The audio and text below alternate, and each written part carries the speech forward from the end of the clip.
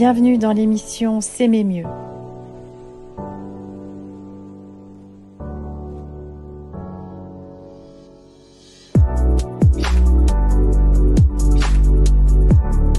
Je te propose un espace d'accueil, d'échange entre toi et moi pour monter en conscience de soi, mieux te comprendre et grandir dans ta relation à toi-même afin d'épanouir aussi ta relation à l'autre.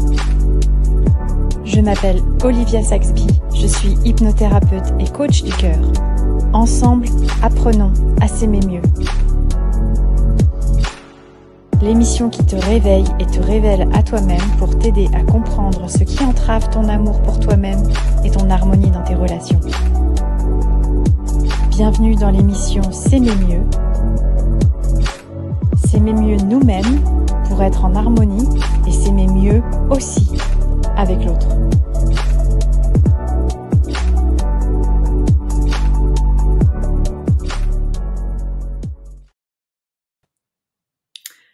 Bonsoir, bonsoir, bonsoir. Je suis tellement heureuse de vous retrouver pour cette nouvelle émission S'aimer mieux, la première émission de 2025. Bonsoir Baba Yaya et bonsoir Altesse. Je suis trop contente. Très bon sujet, j'ai plein de questions, génial, super. Comme ça, on va pouvoir échanger ensemble. Ça va être hyper interactif. C'est l'objectif de pouvoir vous apporter tout un tas de réponses. Merci à toute l'équipe de On Air Original et à Sofiane en particulier de m'offrir cet espace. N'hésitez pas à liker l'émission, n'hésitez pas à liker toutes les émissions, n'hésitez pas à vous abonner aussi sur la chaîne On Air Original. C'est hyper important pour si vous aimez ce qui est fait, c'est hyper important pour promouvoir les émissions. Et puis on va pouvoir commencer tranquillement. Donc oui, ce soir, pour cette nouvelle année qui démarre, je me suis dit, oh là là, on se souhaite les vœux, là, toute l'humanité s'envoie bonne année, meilleurs vœux, etc. Et faut pas... C'est pas que... Alors, il y en a pour lesquels c'est très sincère, on le sait, on les envoie de bon cœur, on est sincère, etc. Puis il y en a la banquière, on lui a pas parlé depuis 3 ans, bonne année, oui, d'accord, ok. Et surtout qu'en fait, tous les ans, on se souhaite bonne année, mais est-ce que vraiment ça change quelque chose en fait? Est-ce que vraiment il y a des résolutions qui se tiennent? Est-ce que vraiment depuis les 10 dernières années, est-ce que vous avez tenu vos résolutions? Et en fait, je me suis dit, moi, qu'est-ce que j'ai envie de souhaiter comme bonne année cette année?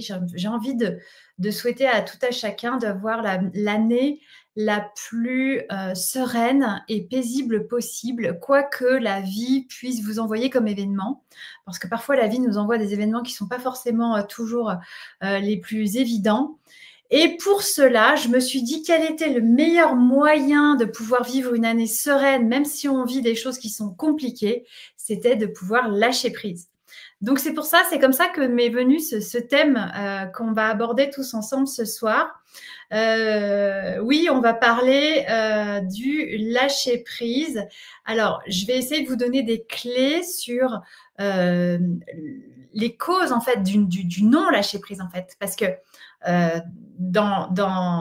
pourquoi est-ce qu'on n'arrive pas à lâcher prise? C'est parce qu'on tient, d'accord? Et donc du coup, on tient à quelque chose plutôt que de le lâcher. Et on va justement parler un petit peu de cette dualité entre je tiens, je veux pas lâcher. Et du coup, qu'est-ce qui m'empêche de lâcher? Qu'est-ce cette chose ou ce sujet auquel je tiens tant en fait? Donc, on va un petit peu développer tout ça. Déjà, n'hésitez pas à me dire si vous avez des sujets particuliers dans votre vie, dans votre quotidien, sur lesquels vous avez des difficultés à lâcher prise, si vous avez vraiment des anecdotes concrètes, des situations, voilà, cherchez mon mot, des situations, sans rentrer dans les grands détails, mais pour que je puisse éventuellement vous apporter une forme d'éclairage par rapport à ce que vous vivez. Et le cas échéant, On remettra éventuellement dans les commentaires ou à la fin dans le replay, dans la description du live, éventuellement un lien pour que vous puissiez me contacter en direct pour qu'on puisse échanger sur votre situation. Si c'est important pour vous, ça sera avec plaisir. Donc, Sofiane, on se le met en note. Faut que je t'envoie le lien pour que les gens puissent me contacter si besoin. Donc, voilà. Quelles sont les situations où on n'arrive pas à lâcher prise avec les enfants? Ça, c'est effectivement un des sujets. Quand on est en surmenage, en fait, comment ça se fait qu'on n'arrive pas, on est en surmenage, on n'en peut plus. Mais comment ça se fait qu'on n'arrive pas à lâcher? Comment ça se fait qu'entre les enfants, le travail, le conjoint, la maison, tout ce qu'on a à faire, comment est-ce qu'on arrive à se mettre dans des situations où en fait on n'en peut plus en fait? Il y a la surcharge mentale, le boulot effectivement où on n'arrive pas à dire non. Qu'est-ce qui fait qu'on n'arrive pas à lâcher prise? Est-ce que vous avez des situations? N'hésitez pas vraiment à me donner des situations concrètes. Voilà, au boulot, qu'est-ce qui se passe? Et effectivement, généralement, on répond à des obligations. Et ce qui est intéressant, c'est que pourquoi est-ce qu'on répond à des obligations? En fait, on répond à des injonctions. On répond à des il faut, à des je dois, à des si je fais pas, ça va être la catastrophe. On répond à des je ne peux pas faire autrement. On répond à des vous voyez toutes ces phrases là qu'on se dit. D'ailleurs, est-ce que vous réfléchissez un petit peu de temps en temps à ces phrases que vous vous dites, à toutes ces obligations auxquelles on répond? En fait, on croit qu'on est obligé de faire les choses. Dans les faits, si on se cassait les 2 jambes et les 2 bras et qu'on était immobilisé pendant 3 semaines, est-ce que ce serait vraiment vital de ne pas faire ce qu'on croit qu'on doit faire? Ça, c'est vraiment des questions qui finalement sont essentielles. Et effectivement, on s'en rajoute parce qu'en fait, on répond à toutes ces injonctions, à tous les il faut, à tous les je dois, etc., etc. Et dans un autre domaine complètement, parce que là, on parle vraiment du faire, mais il y a aussi un autre domaine où lorsqu'on est affecté d'un point de vue émotionnel, surtout dans des relations amoureuses, où en fait, on n'arrive pas à lâcher l'autre. Par exemple, quelqu'un qui nous a fait du mal ou quelqu'un qui nous manque ou quelqu'un qui nous a, je sais pas, qui nous a trahi ou quoi, on a aussi du mal souvent à oublier, on a du mal à lâcher prise, on a du mal à lâcher la situation, lâcher la personne qui est l'objet entre guillemets, de notre malheur et qui nous a blessés. Et c'est 2 types de situations qui sont un peu différentes, mais dans les 2 cas, ça répond au même mécanisme. Est-ce que n'hésitez pas, pareil, si c'est des choses qui vous parlent à me préciser. Altesse, oui, en fait, c'est très difficile quand on devient adulte avec des responsabilités ou un foyer. Et justement, c'est là où c'est intéressant, Altesse, de réfléchir, c'est effectivement, on a des responsabilités, certes, évidemment, l'idéal, c'est de garder son toit au-dessus de la tête, de remplir le frigo et puis que les enfants puissent s'habiller, etc., etc. Mais parmi la multitude de choses comme ça, il y a énormément de choses qu'on s'impose et auxquelles on n'est pas nécessairement obligé de faire. J'ai un exemple, par exemple, d'une de mes clientes qui vient régulièrement, qui est en suivi avec moi, qui, elle, est en surmenage total. Elle est en post-grossesse, donc son bébé a 4-5 mois maintenant. Et en fait, elle est en burn-out total parce qu'elle a énormément d'obligations auxquelles elle n'arrive pas à s'empêcher de répondre. Et il y a derrière des il faut. Et en fait, des il faut, plus il faut. Elle est complètement sous l'eau, clairement. Et elle n'arrive pas à lâcher. Et pourtant, donner 3 fois le biberon la nuit à son bébé, son mari peut le faire. Et ça, elle n'arrive pas à lâcher. Faire le ménage faire le ménage tous les jours, peut-être qu'elle pourrait le faire qu'1 fois par semaine ou 2 fois par semaine, j'en sais rien, etc., etc. Et il y a plein de choses, en fait, qui font qu'on se met, malgré nous, dans des situations qui font qu'on arrive à être en surmenage. Et effectivement, pareil pour une rupture. Ou quand on est, enfin même, alors là, Baba Yaya, tu parles d'une rupture quand on manque d'expérience ou en étant jeune. Oui et non. Moi, j'ai vécu une rupture l'année dernière. Je suis pas si jeune, pas vieille encore, mais pas si jeune. Et effectivement, j'arrivais pas à lâcher, quoi. J'arrivais pas à lâcher. Et c'est exactement ça, le burn-out. C'est aussi une conséquence du non-lâcher-prise parce qu'en fait, on s'en rajoute, on s'en rajoute, on s'en rajoute, on s'en rajoute. Et en fait, il y a quelque chose à l'intérieur de nous qui nous empêche de lâcher. Et ce quelque chose qui, malgré nous, il est dans notre inconscient, il est dans notre façon dont on est structuré, dans ce à quoi, inconsciemment, notre cerveau croit qu'en le faisant, on va survivre. Parce que si on ne le fait pas, c'est une question de survie. En fait, on en est là dans le lâcher-prise. Et c'est pour ça que c'est tellement difficile de lâcher, parce que notre système, notre mental est en mode survie. Et si je ne le fais pas, je ne vais pas survivre. Si je ne le fais pas, je vais mourir. Enfin, c'est ce que notre mental se dit. Et je pense que quand on en est au point de se mettre dans un burn-out, où justement, à un moment donné, la machine, elle bug tellement qu'en fait, le système s'éteint, pour se mettre dans un état là, dans un état comme ça, on est bien d'accord que ce n'est pas spécialement volontaire. Ce n'est pas pour le plaisir qu'en fait on se met dans cet état-là. C'est bien que notre système se dit qu'en fait, au bout d'un moment, s'il ne répond pas à toute cette multitude d'obligations, il y a comme une voilà, il a l'impression qu'il va mourir si jamais il ne le fait pas. Et donc, c'est là où notre système reptilien, notre système le plus ancien, en fait, c'est là où c'est lui qui nous guide. Et qu'il faut justement prendre conscience de ça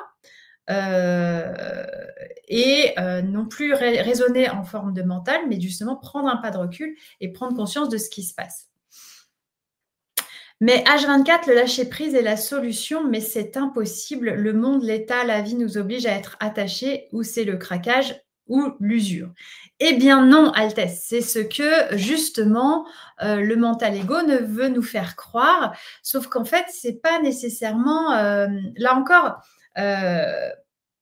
alors, je vais nuancer en fait un petit peu parce que c'est pas ou tout blanc ou tout noir, parce que l'idée c'est pas non plus de vivre sur une plage déserte avec aucune obligation et rien qui se passe dans notre vie, parce que nous sommes ainsi faits en tant qu'être humain. Malheureusement, si on ne souffre pas, on n'apprend pas et on ne grandit pas. Donc, c'est ce que je disais, je crois, la dernière fois, je parlais un peu de ça, c'est qu'effectivement, en fait, notre mental notre système se met en rupture pour que justement, on s'arrête. Mais au bout d'un moment, en fait, si on ne souffre pas, on n'apprend pas. Donc non, l'idée, c'est pas de finir à rien faire sur une plage déserte où il ne se passe rien. Non, c'est pas ça. C'est effectivement trouver un juste milieu entre les deux. Donc souvent, en fait, ce qui est intéressant, ne serait-ce que dans le choix des mots qu'on utilise, le lâcher-prise, justement, comme tu l'as très bien dit, Altesse, on n'arrive pas à lâcher parce qu'on tient. Et quand on tient, eh bien, évidemment, on est attaché.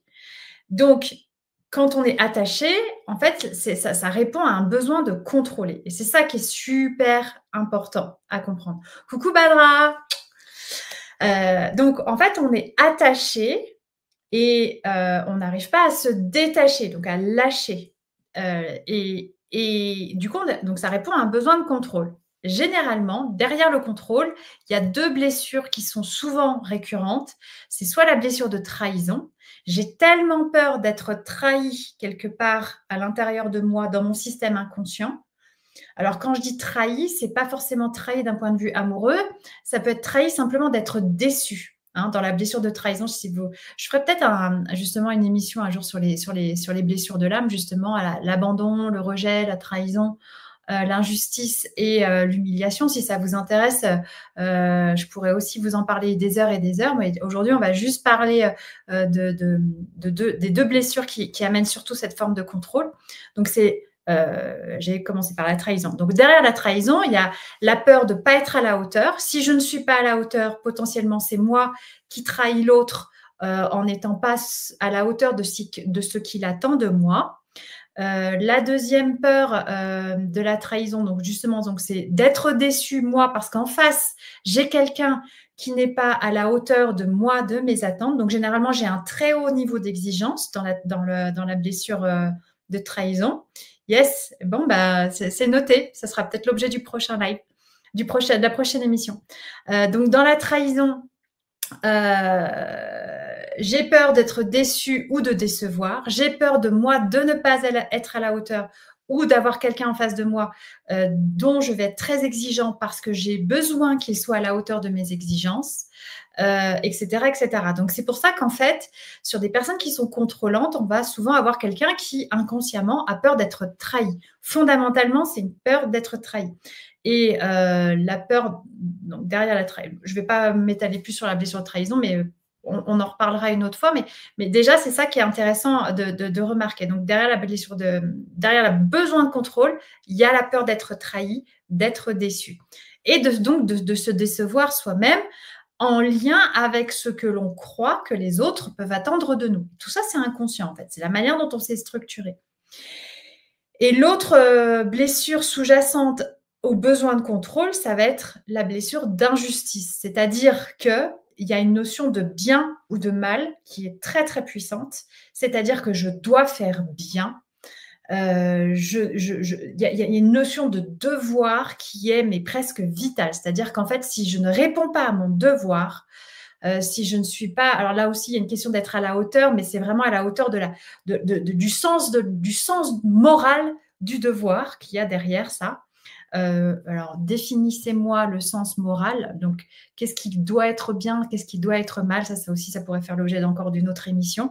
Hein, à quel moment je sais que c'est bien, à quel moment je sais que c'est mal? Qui définit le bien et le mal? Donc, c'est pour ça qu'en fait, en soi, la blessure d'injustice, la personne avec laquelle la personne est la plus injuste, c'est toujours elle-même, parce qu'en fait, elle met le bien à un tel niveau que ça devient injuste et qu'en fait, à force de vouloir tellement faire le bien, elle va vouloir faire le bien mieux que la personne qui fait déjà bien et du coup, au bout d'un moment, elle fait du mal. Donc, c'est une espèce de serpent qui se mord la queue en permanence. Donc voilà, on a les deux profils contrôlants qui sont motivés inconsciemment par des trucs absolument affreux qui seront la peur de la trahison, la peur de l'injustice. Et ça, je ne sais pas si ça vous parle, mais c'est c'est vraiment ce qui va motiver aussi d'un point de vue inconscient le besoin de contrôle et donc du coup le côté je ne peux pas lâcher en fait. Parce que si la personne en face ou moi-même je ne suis pas à la hauteur, mais du coup, mais comment? Mais je ne suis plus rien. Et de la même façon, si dans ma blessure d'injustice, la première c'est la trahison, si dans ma blessure d'injustice, je ne fais pas mon devoir au sens bien du terme, je dois bien faire, c'est pareil. Alors je ne suis rien. En fait, c'est assez hallucinant la puissance de la croyance à ce niveau-là. Et du coup, tant que j'ai ça qui m'anime, du coup, j'ai besoin de contrôler à tout prix. Et du coup, je ne sais pas lâcher prise. C'est-à-dire que le lâcher prise est impossible pour moi. Et je ne sais pas si ça vous parle, mais c'est vraiment la motivation inconsciente du besoin de contrôle, elle est là. Alors, je réponds un petit peu. Coucou Cédric. Et ces souffrances ne viendraient pas de l'incapacité ou la croyance de cette incapacité à pouvoir ressentir l'amour qui est en soi. Alors oui, tout à fait Cédric, on est d'accord. Mais alors là, après, on arrive dans la résolution du sujet et j'en parlerai effectivement un peu après justement. Alors, je vais y venir. Je continue mon petit déroulé parce que sinon, je vais perdre mon fil. Est-ce que le lâcher-prise, c'est pas devenir un peu égoïste, mais pas dans le mauvais sens, dans le sens d'être au centre? Effectivement, c'est pareil, je vais y venir aussi. En fait, là où justement, dans ce besoin de contrôle dont je parlais jusqu'à maintenant, en fait, il y a une focalisation sur le résultat. C'est-à-dire que et c'est là où justement la nuance va se faire, où ça va être intéressant de faire un point de recul. Léa, oui, justement. Bonjour, je suis complètement d'accord, mais Olivia, c'est en opposition avec le monde actuel. Oui et non, parce qu'en fait, euh, le côté je suis à la hauteur, le côté je dois faire le bien ou je dois faire mieux ou je dois faire parfait, hein, parce que pareil, hein, les personnes qui sont nourries, motivées par le besoin de justice, ils ont un côté perfectionniste qui est asphyxiant en fait. Et en fait, donc ces personnes-là, dans leur façon dont elles sont structurées aujourd'hui, elles sont focalisées sur le résultat, donc sur ce qu'elles vont obtenir, entre guillemets, de leurs besoins de contrôle, en fait. Donc, elles sont focalisées sur un idéal. Donc, c'est ça qui est intéressant à observer. C'est-à-dire qu'en fait, elles vont projeter un résultat potentiel idéal dans l'absolu inaccessible, illusoire et quoi d'autre, subjectif, évidemment. D'accord? Donc le côté je suis à la hauteur et à quel moment je ne déçois pas, et le côté je fais le bien et à quel moment je commence à faire le mal, dans tous les cas, c'est toujours subjectif. Donc dans tous les cas, c'est toujours faux quelque part. Vous voyez ce que je veux dire? Il n'y a pas de... parce que c'est pareil, hein, ma vérité n'est pas la même que mon voisin, n'est pas la même que la tienne Léa, n'est pas la même que la tienne Cédric, etc., etc. Donc en fait, on n'a jamais toujours on n'a jamais toujours vrai, on n'a jamais toujours faux. Jamais, jamais, jamais.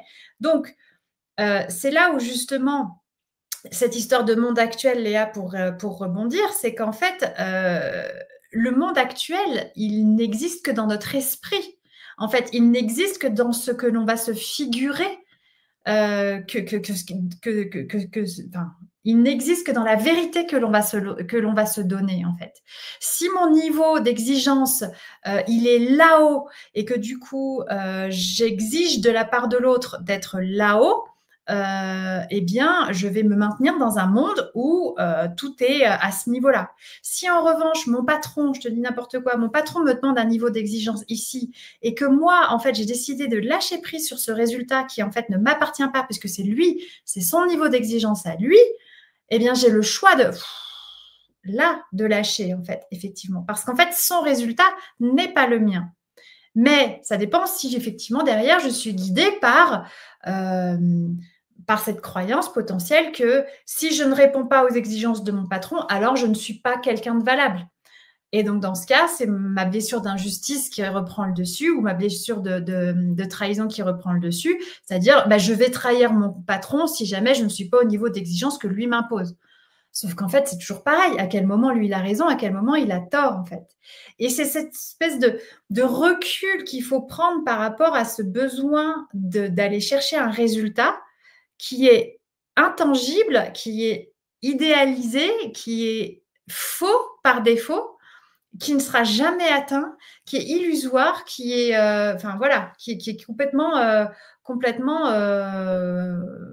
qui ne tient à rien en plus. Badra, tu me dis, est-ce que cet idéal ne devient pas un frein à leur avancée? Et effectivement, à la fin, en fait, c'est là où justement, ça me fait rebondir sur cette notion de contrôle, et je te remercie, Badra. C'est comme si au bout d'un moment, à force de vouloir contrôler, on disait à l'univers, en fait, bouge pas l'univers, moi, Badra, Léa, Cédric, Olivia, en fait, moi, je sais mieux que toi ce qui est bon. Et en fait, ce qui est complètement faux, c'est comme si on disait à la vie, c'est comme si on disait à la nature, ah bah tiens, toi, nature, vas-y, plante la petite fleur ici parce que tu verras, elle sera plus jolie là, puis plante l'arbre ici. Enfin, c'est complètement, ça n'a pas de sens en fait. Et en fait, vouloir contrôler, c'est la même chose. C'est comme si on expliquait à la nature où est-ce qu'elle devait pousser, comment elle devait pousser, etc., etc. Et c'est là où en fait, c'est justement contre-productif et ça devient un frein parce que c'est justement, ça vient freiner, bloquer totalement la circulation de l'énergie, ça vient empêcher la créativité, ça vient empêcher l'élan, ça vient... voilà. Alors, ce que je vous dis là, c'est facile à dire, hein, je ne dis pas que je suis pas, enfin, c'est une contrôlante, hein, qui vous parle, hein, donc je je dis pas que, c'est facile. Mais j'avoue qu'effectivement, moi, la vie, ces derniers mois m'a, vraiment appris à lâcher prise. C'est pour ça que, quand même, je suis légitime pour vous en parler malgré tout. Effectivement, alors le monde actuel fait de nous des personnes dépendantes et attachées. Oui et non. C'est-à-dire qu'effectivement, le monde actuel, alors moi le monde est en train de changer. Vraiment, le monde est en train de se bouleverser. Il y a une partie du monde qui reste figée et qui veut maintenir ça en place à tout prix, qui, veut nous maintenir dépendants, attachés, faibles, faibles. Ouais, faibles, parce que vulnérable, c'est quand on est vulnérable, on n'est pas faible. Quand on est vulnérable, on est justement conscient de notre puissance. Enfin, peu importe. Mais attaché, dépendant, privé de notre liberté. Et en fait, il y a une autre partie du monde qui est en train de glisser, en fait, qui est en train de justement de se détacher de ça et où justement il y a de plus en plus de personnes qui sont en train de reprendre leur souveraineté personnelle, reprendre leur liberté dans leur cœur, reprendre et reprendre conscience, et je rebondis sur ce que tu disais, Cédric, tout à l'heure, reprendre conscience de l'amour qui doit les guider et non plus la peur à travers ce besoin de contrôle. Et du coup, je pense, mais on le voit de toute façon, qu'il y a vraiment un deuxième monde qui est en train de se créer, entre guillemets, avec des gens qui sont beaucoup plus conscients, beaucoup plus libres et qui commencent à se dire, waouh, mais en fait, là, tout ce qui m'est demandé, tout ce qu'il y a autour de moi, est-ce que j'ai envie vraiment de répondre à ça? Est-ce que vraiment j'ai envie d'être là-dedans, ou est-ce que, au contraire, je me dis, bon, bah, peut-être qu'il y a une autre voie. Donc, le monde qu'on est en train de quitter fait de nous des personnes dépendantes et attachées. Le monde, peut-être, auquel moi, j'essaye de contribuer, et toutes les personnes de la chaîne Air Original aussi, je pense qu'on est tous un peu dans cette idée-là. Moi, j'ai cette vision, en fait, effectivement, de ramener un maximum de personnes connectées à leur cœur pour qu'elles puissent justement être en paix à l'intérieur, être le plus détachée et sereine possible. Et c'est mon intention pour vous cette année en 2025, c'est mon intention pour moi-même aussi. Et que du coup, plus on est en paix, nous, à l'intérieur, plus en fait on va être paisible et puis contribuer à la paix autour de nous. Hein. Je sais, je vis un peu dans le monde des bisounours, mais c'est vraiment, vraiment ce à quoi je cherche à répondre à travers tout ce que je fais. Et donc, du coup, tu vois, il y a un monde qui est en train de se détacher, et je pense que le monde non pas des indépendants, mais un monde de personnes vraiment souveraines, conscientes de leur puissance, avec une certaine liberté, un respect mutuel et une co-création générale avec quelque chose d'autre, en fait, qui fait que du coup, il n'y a plus de contrôle, il y a plus tout ça. Baba Yaya, j'aimerais tout lâcher, prendre un van et rouler, mais on ne peut pas. J'ai même l'impression de vivre comme on nous demande de vivre, pas comme j'aimerais vivre moi. Eh ben, en fait, si tu veux, c'est ça, en fait, quelque part, c'est comme si tu donnais ton accord sur le fait de vivre dans un monde contrôlant, contrôlé, qui te contrôle. Et à un moment donné, tu as la possibilité, alors peut-être pas, enfin, et pourquoi pas en fait, si, on a tous et toutes la possibilité de vivre exactement comme on en a envie. Effectivement, aujourd'hui, le monde tel qu'il est configuré, c'est encore difficile à mettre en œuvre. C'est encore utopiste, je suis d'accord. Néanmoins, il y a de plus en plus de gens qui décident de ne pas répondre et de ne pas donner leur ascendant, de ne pas donner leur accord à ça, en fait. Et c'est là où, en fait, démarre notre libre arbitre et notre choix, notre puissance, en fait. C'est-à-dire, c'est dans ce côté où de se dire, OK, je le fais parce que je dois remplir mon frigo.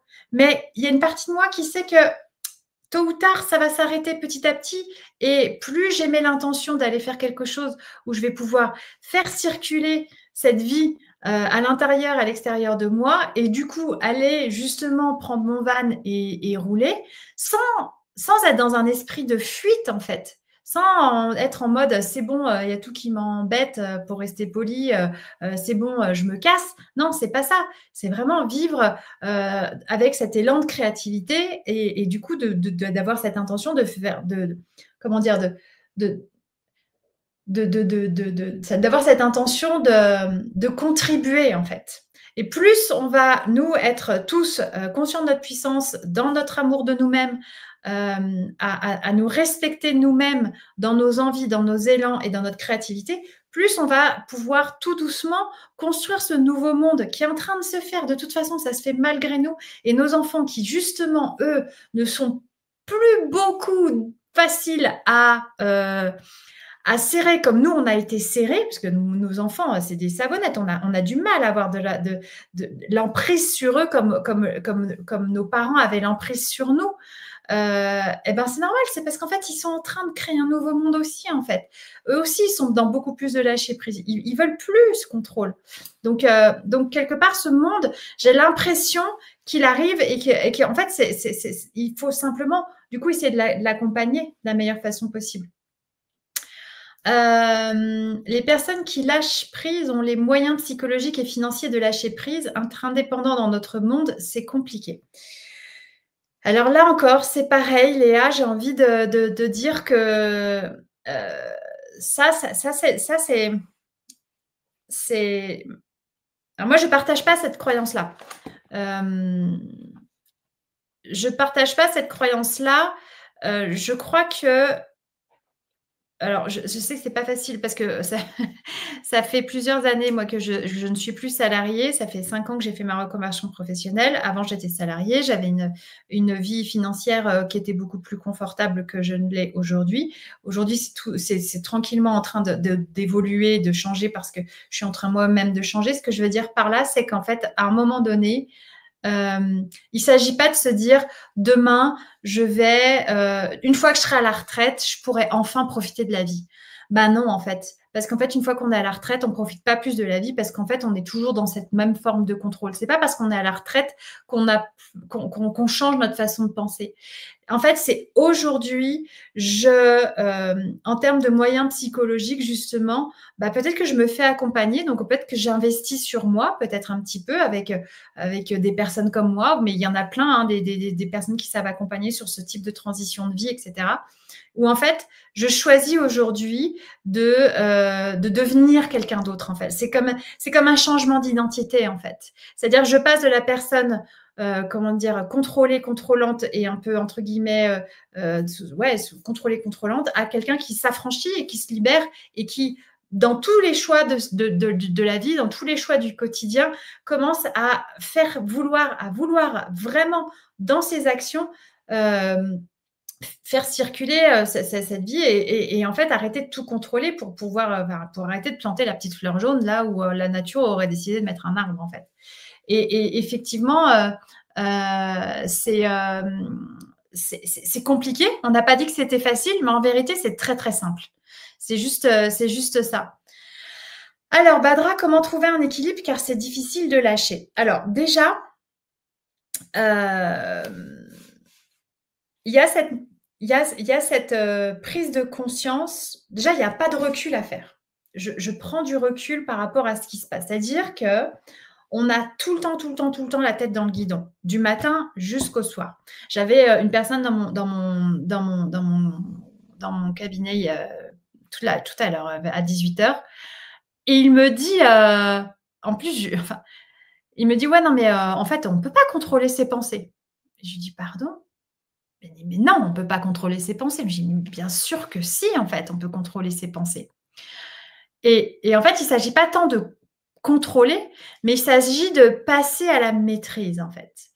Et pour passer à la maîtrise, il y a un moment donné où on a besoin de prendre un temps presque quotidien, pas forcément très long, mais de 5 minutes, ou un petit peu tout le temps, un petit peu régulièrement au cours de la journée, où en fait, on prend un pas de recul et là, on essaye d'observer. Alors peut-être, si on n'arrive pas à le faire tous les jours, on le fait un jour sur 2. Si on n'arrive pas à le faire un jour sur 2, on le fait au moins une fois par semaine. Mais régulièrement, je vous en prie, essayez de prendre un pas de recul et sortir la tête de votre guidon et d'observer votre vie et déjà et qu'est-ce que je voulais dire? J'avais un... Ah oui, voilà. Et donc, de passer du contrôle à la maîtrise. C'est-à-dire que sur la multitude de choses, tu vois, si tu fais ton bilan de la semaine, tu dis, OK, donc sur ma semaine, j'ai eu je te dis n'importe quoi, mes 5 jours de boulot, ça m'a plus ou moins embêté. Soit j'ai kiffé, soit j'ai pas kiffé. Qu'est-ce que j'ai kiffé? Ça, j'ai bien aimé, ça, j'ai pas aimé. OK. Et donc, du coup, se dire, bah, OK, je reste là pour l'instant parce que malgré tout, bah, ça reste alimentaire peut-être, ou alors au contraire, j'adore, hein, mais voilà, essayer d'avoir déjà ce discernement, pas de recul sur notre propre vie déjà pour observer qu'est-ce que je veux garder, qu'est-ce qui m'enquiquine, pour rester poli encore. Et progressivement, se dire, moi, ce boulot-là qui me plaît bof, et cette activité-là qui me ferait vraiment, vraiment kiffer, comment est-ce que petit à petit, je peux commencer à justement glisser vers cette autre identité de, je te dis n'importe quoi, de passer de salarié à masseuse ou masseur ou kiné, peut-être pas kiné, mais enfin voilà, faire des massages énergétiques. Je te dis vraiment, je te raconte n'importe quoi. Et du coup, il y a un changement d'identité, en fait, effectivement, qui doit se faire progressivement. Mais ce que je veux dire par là, c'est que quelle que soit l'identité, quelle que soit la casquette que l'on met à tel ou tel moment de la journée, même en tant que parent, en tant que maman, aujourd'hui, est-ce que je suis satisfaite de la façon dont je traite mes enfants? Peut-être pas. Moi, il y a des moments, je ne suis pas contente de la façon dont je traite mes enfants parce que soit je ne suis pas disponible, soit je leur ai encore hurlé dessus, soit j'ai l'impression que je me fais berner, soit bref. Et il y a des moments, j'adore et je me dis, oh, putain, qu'est-ce qu'on a de la chance d'être comme ça. Bref, prendre ce pas de recul en fait pour passer. Donc là, c'est cet équilibre déjà, c'est déjà de mettre de la conscience sur ce qui se passe dans notre vie. Ça paraît très, très moralisateur de dire ça, je ne sais pas, mais c'est hyper important en fait. Qu'est-ce qui se passe dans ma vie? Et du coup, passer du contrôle à la maîtrise en fait. C'est-à-dire que ça ne veut pas dire que je décide pas et que je laisse tout filer, mais ça veut dire qu'en fait, je mets de la conscience là où finalement, ce sont d'habitude mes blessures inconscientes qui me guident. Et là, peut-être se dire, bon, bah, ok, ça, j'y arrive, ça, j'y arrive pas. Et du coup, justement, en parlant des blessures inconscientes, j'ai envie de vous dire, si vous êtes dans un contrôle dont vous ne pouvez pas vous absoudre, que ce soit sur la blessure d'injustice ou la blessure de trahison, parce que vous sentez qu'il y a quelque chose qui vient vous chercher très fort, un point de vue émotionnel qui est plus fort que vous, là, il faut se faire accompagner. Franchement, offrez-vous cette libération, je vous en prie. Offrez-vous-le à vous, mais offrez-le au monde qui vous entoure, parce que vous allez rendre service à tout le monde, en fait. Enfin, voilà, vous allez, le monde avec un grand M va vous remercier. Libérez-vous du contrôle, l'humanité vous en sera reconnaissante. Et en plus, ça vous permettra de contribuer de façon plus créative, plus joyeuse, plus tout ça, quoi, d'accord? Et en fait, l'idée de trouver cet équilibre, c'est passer de cet idéal projeté de résultat qu'on se figure, qui est illusoire, inatteignable, on l'a dit, à justement, plutôt que de passer à qu'est-ce que je veux absolument que j'arrive pas à lâcher, à qu'est-ce que je voudrais être en fait à la place. Et du coup, c'est là où je reviens un peu sur cette remarque que tu as faite tout à l'heure, Cédric, sur effectivement ce manque d'amour, ce manque de conscience d'amour de soi à l'intérieur. C'est-à-dire qu'effectivement, derrière la blessure de trahison, derrière la blessure d'injustice, il y a un manque d'amour, clairement. Il y a donc une peur d'abandon ou une peur de rejet fondamentale, viscérale, voilà. Et derrière ça, il y a donc un manque d'amour, globalement, effectivement. Et donc, quand on se fait accompagner et qu'on travaille sur nos blessures, notamment à travers la guérison, par exemple, des blessures de l'enfant intérieur, on va pouvoir justement se remplir d'amour, en fait, plutôt que de... En fait, c'est comme si le contrôle venait compenser le manque d'amour qu'on avait à l'intérieur de nous. Et que du coup, comme on manque d'amour à l'intérieur de nous, on se met en hyper-vigilance pour se dire, OK, où est-ce que je vais encore me faire berner à un moment ou à un autre, en fait. C'est un peu ça le réflexe. Et donc, du coup, quand on est plein d'amour à l'intérieur de nous, on peut se faire berner 10 fois par jour. En fait, on n'a même plus l'impression... Enfin, on se fait même pas berner en fait. Le bernage, si ça existe, n'existe pas en fait, puisqu'en fait, c'est OK. Lui, il a envie de me la faire à l'envers. Oh, mais grand bien lui fasse. Mais dis donc, s'il a envie de passer du temps, mais grand bien lui fasse, je m'en fous.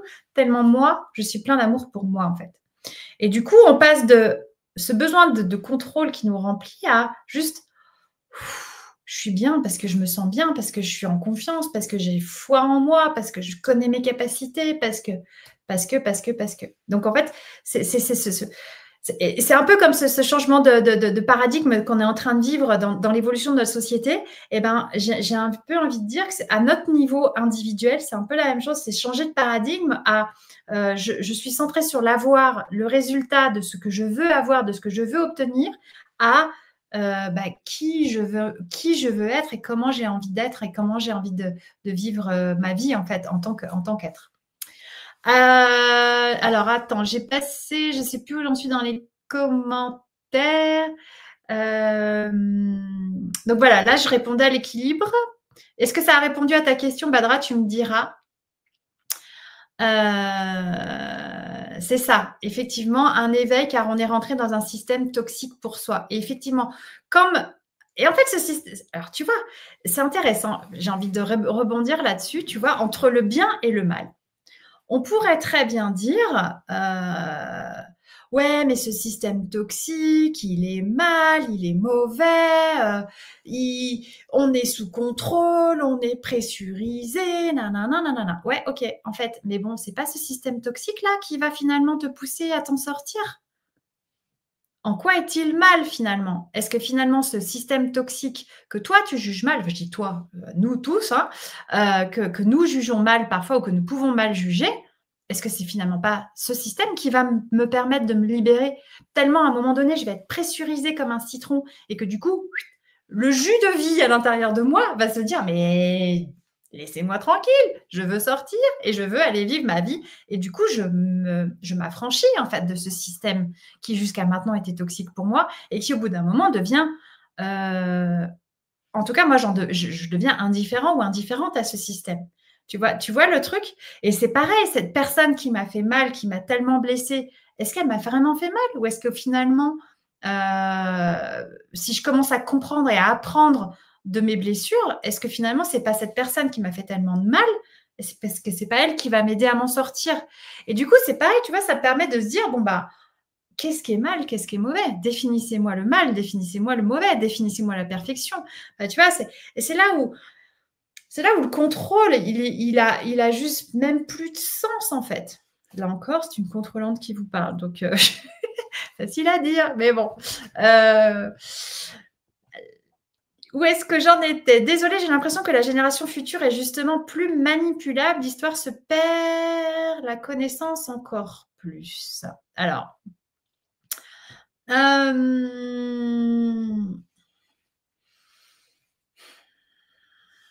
peut-être. Je suis d'accord sur la connaissance et l'éducation, surtout en France, qui devient catastrophique. Après, il y a l'intelligence artificielle qui arrive. Je pense que notre rôle, c'est justement de donner à nos enfants la confiance et la foi en eux-mêmes pour qu'ils puissent justement jouer de tous ces outils-là. Je ne sais pas si vous connaissez Idriss Aberkan. L'autre jour, je l'écoutais et il disait qu'il participait, il parlait de l'intelligence artificielle en fait. Et il parlait des jeunes qui sont en prépa, qui sont dans les prépas des grandes écoles, là, qui passent 2 ans à bûcher, mais vraiment comme des tarés, matin, midi et soir, qui sont en guronzan sur guronzan, café sur café, etc., etc., etc., pour accumuler une somme incroyable, extraordinaire de connaissances, et qui finalement, à la fin, bon, bah là, passe un examen, un concours d'entrée, qui est encore là jugé par des hommes, etc.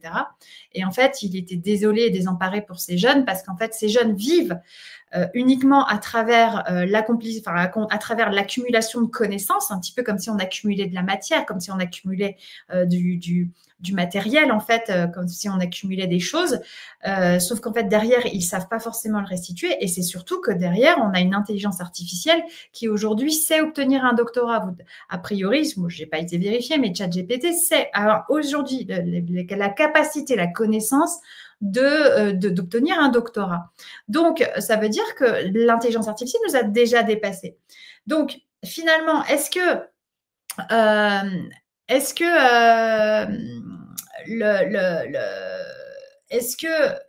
le fait d'accumuler de la connaissance, est-ce que c'est ce qui va sauver les enfants? Je ne sais pas, en fait. Si tu veux, le monde est tellement en train de changer. Tu vois, là encore, se dire que je dis pas que je m'en fous, au contraire, mais moi, j'ai envie d'observer ce qui va se passer et de leur faire confiance à cette génération future parce que ils sont manipulables, je ne sais pas. Moi, j'ai l'impression qu'ils sont plus flexibles, surtout. Et on n'a pas de choix que de leur faire confiance. De toute façon, comme nos parents nous ont fait confiance, et qu'en fait, de toute façon, tout changement dans l'histoire fait peur.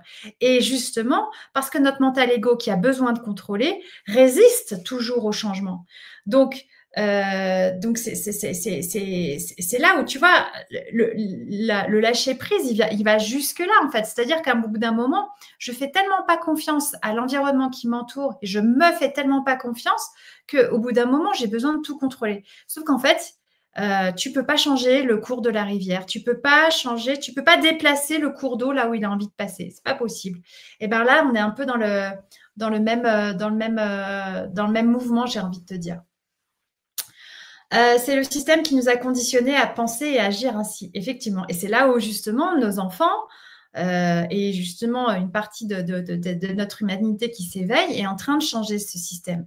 Le système est en train de se métamorphoser. Et je pense que le monde tel qu'on le connaît aujourd'hui sera complètement différent dans 20 ans, déjà dans 5 ans, etc., etc. Donc, ça va aller très, très vite, hein.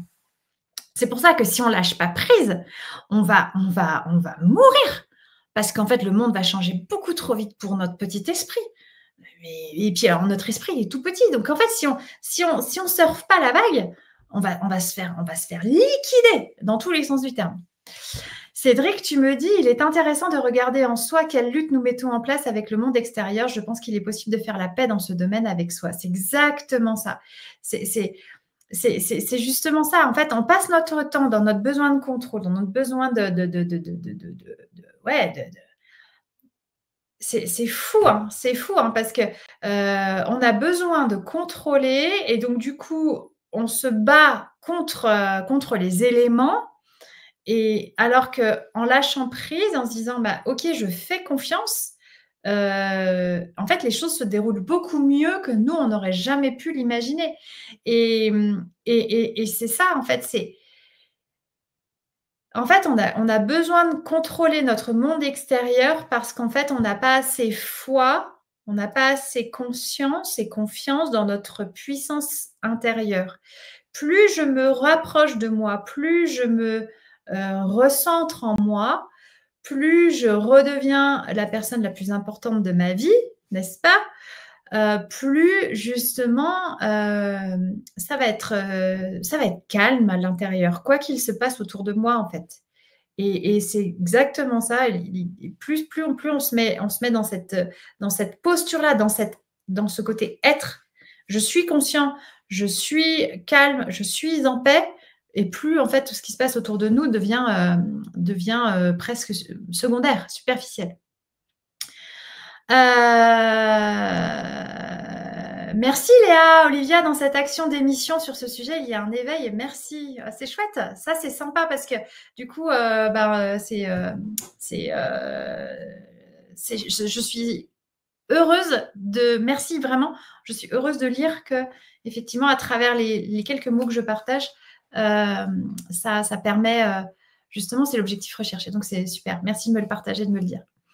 Lâcher prise, c'est se questionner et mettre de la distance par rapport à nos actions. Exactement. C'est ce que j'expliquais tout à l'heure. Ça rejoint ce que je proposais tout à l'heure, de dire en fait, plus de passer du contrôle à la maîtrise, c'est-à-dire prendre un pas de recul, observer ce qui me plaît, ce qui ne me plaît pas dans ma semaine, dans ma journée, etc.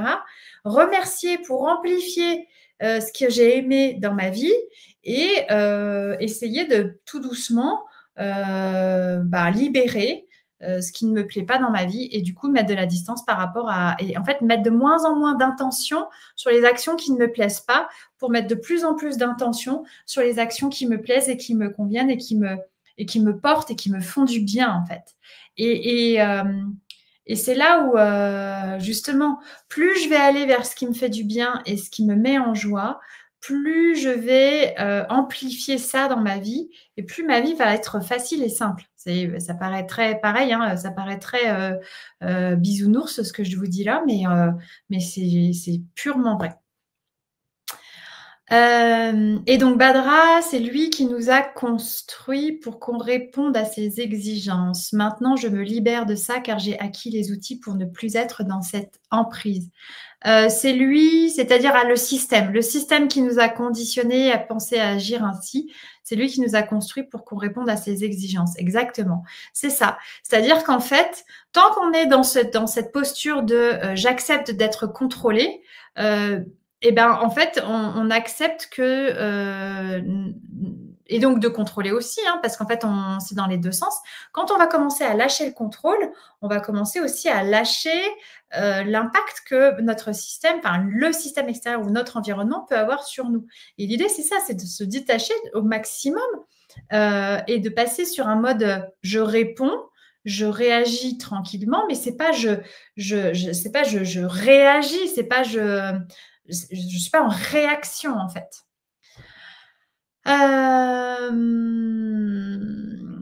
C'est ça, Léa. Le monde extérieur ne rentre en nous que si on l'autorise à entrer. Et de toute façon, alors c'est même l'inverse, j'ai presque envie de te dire. Le monde extérieur est le reflet de ton monde intérieur. C'est-à-dire que de toute façon, tu ne vas percevoir le monde extérieur qu'à travers les lunettes de ce que tu perçois toi de toi.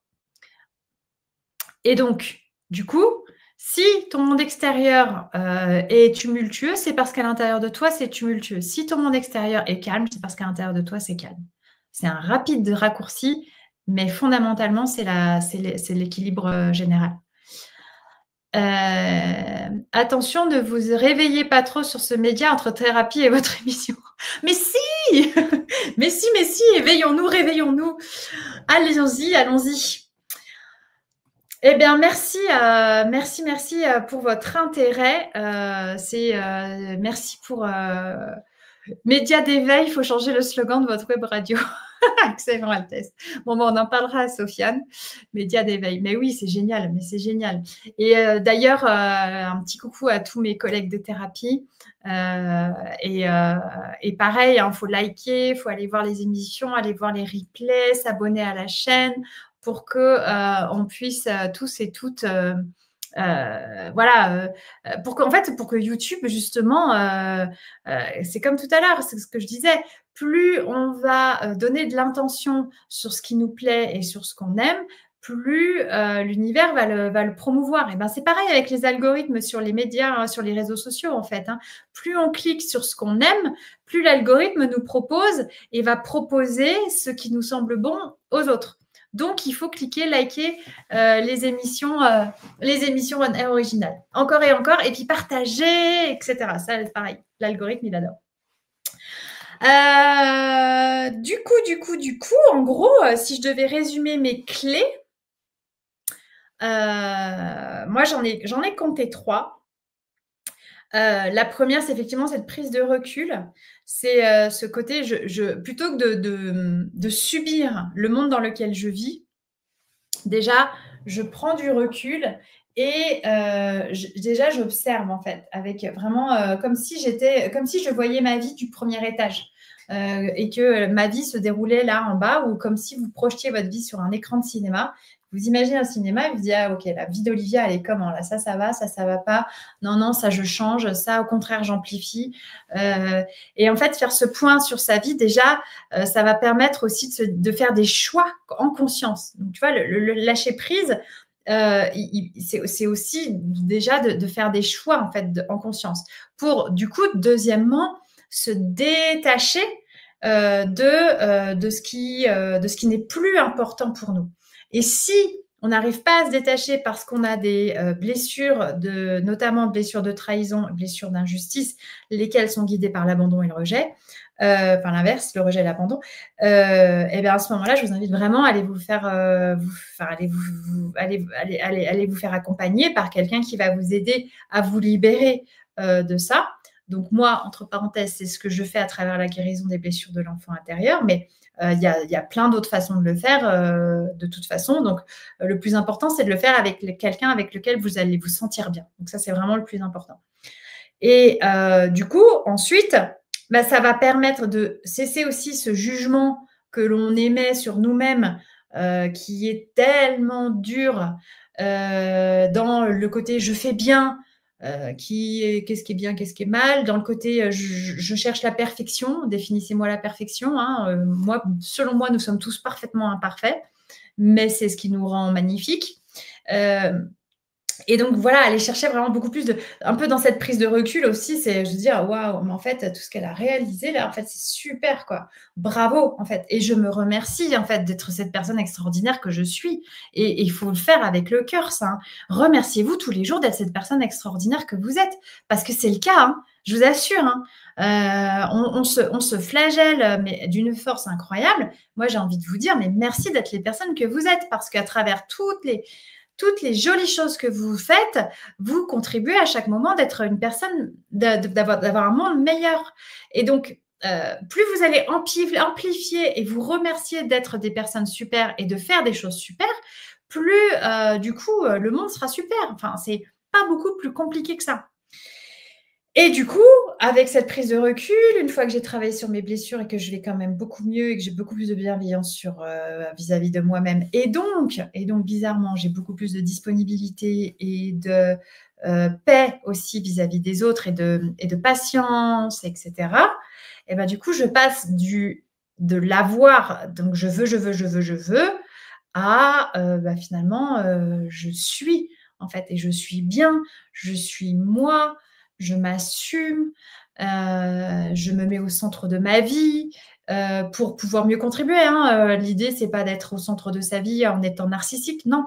L'idée, c'est d'être au centre de sa vie pour pouvoir justement faire les choses à partir de qui on est et pas faire les choses qu'on attend de nous. C'est pas du tout la même posture. Et du coup, derrière, tout le monde est en paix et c'est comme ça qu'on lâche prise. Voilà mes amis, ce que je pouvais vous partager ce soir. Je ne sais pas si ça vous a, a priori, certains ont eu des éléments de réponse. En tout cas, pour moi, c'est un plaisir, un immense plaisir d'être là avec vous. Merci pour votre présence, merci pour le temps et l'intérêt et les questions que vous m'avez posées, et merci pour tout ce que vous me partagez. Et puis, j'aurai l'immense joie de vous retrouver le mois prochain. Donc, on a parlé d'un thème ce soir, des blessures de l'âme. Donc, ce sera probablement le thème du mois prochain. On va voir. Je vais faire selon ce que mon envie de contribuer me dit. Mais ceci dit, merci Cédric. Ceci dit, voilà, on va laisser un petit peu le flow nous guider aussi. Parce qu'en fait, on n'a pas envie de contrôler, on veut lâcher prise. Voilà mes amis.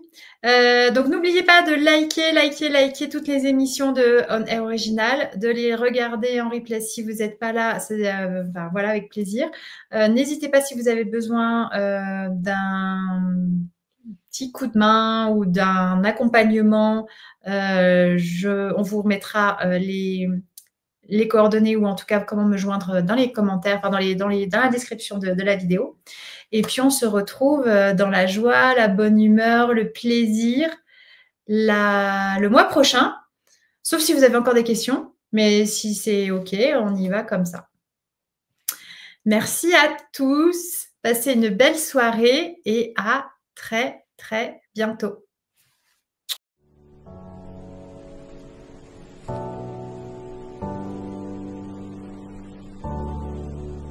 Bienvenue dans l'émission S'aimer mieux.